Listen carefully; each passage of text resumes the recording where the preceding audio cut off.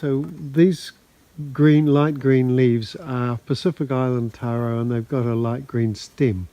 You can eat the leaves, and you can eat is it a rhizome, I think, down the bottom? And it's just full of starch, and it's perfectly edible. And the other ones over there are Japanese taro with the red stem. They have been checked out by Hort Research or some outfit like that. They can give up to 15 times the volume of what you plant each year. So they're very prolific, and they're all just growing there. We eat taro from time to time, but we still eat quite a lot of potatoes. But potatoes are vulnerable to having, weather conditions that promote various mildews and all sorts of things, and so the Irish died of famine because they were dependent on potato. But taro in New Zealand doesn't have any pathogens and no pests, so growing there, what you see is enough to feed probably several families for a couple of years. Well, if you have a famine for any reason, you've got a food bank just sitting there. And who knows what the future holds.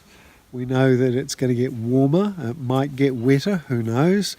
We know that we're going to have floods, we're going to have cyclones and wind, and so we want a diversity of crops that are actually going to bounce back when you've had a cyclone through, or when you haven't had rain for 4 months or 5 months.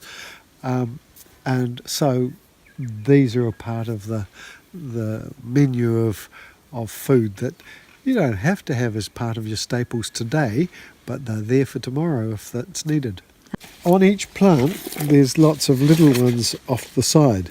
Yeah. And so those ones over there are probably that big, the taro, with lots of these little ones growing off the side. And I can take each of these little ones and plant them, and they will become taro like that. Even this little one will.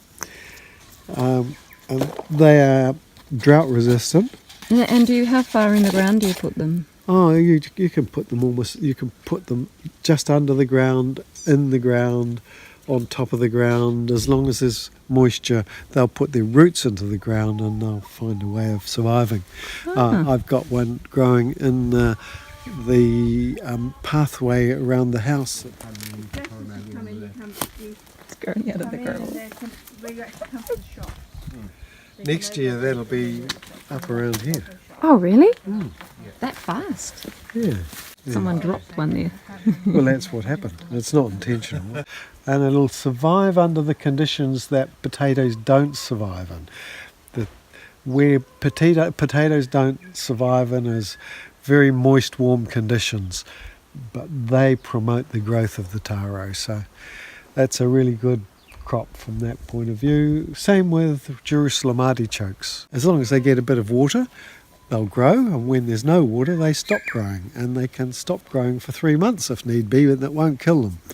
They'll just stop growing. Yeah. Then as soon as it rains, away they go again.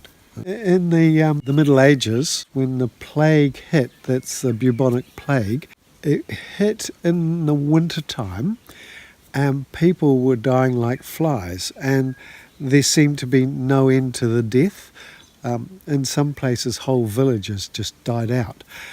And the people who were alive were thinking, well, my days are very numbered, I'm going to be dying next too.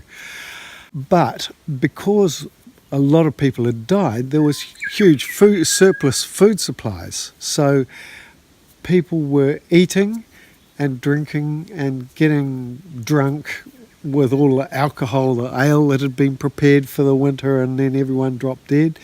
And they were just partying up because they were partying for the end of their life. And they did that all through the summer. They didn't plant crops. Then, after that, as they went into the next winter, they'd exhausted the food supplies, and many, many more of them died of famine. Not of the plague, but of famine.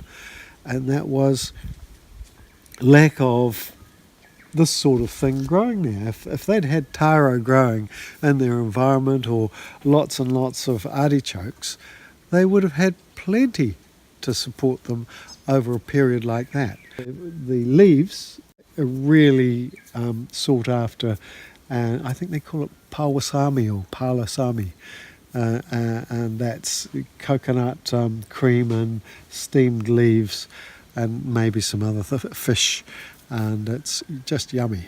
And so you can break off each of those ones on the outside and eat them. That's what we had last night for dinner, these ones. And that main one you can cut off there, and there's a big lump of starch in here, there. So there's a lot of food in them, and that's just so much easier to grow than potatoes. Yeah. And so much more resilient as well. And if we have all our wetlands with taro growing, and often in lots of New Zealand there's taro growing in wetlands from early Maori days, we can have a food bank just sitting there.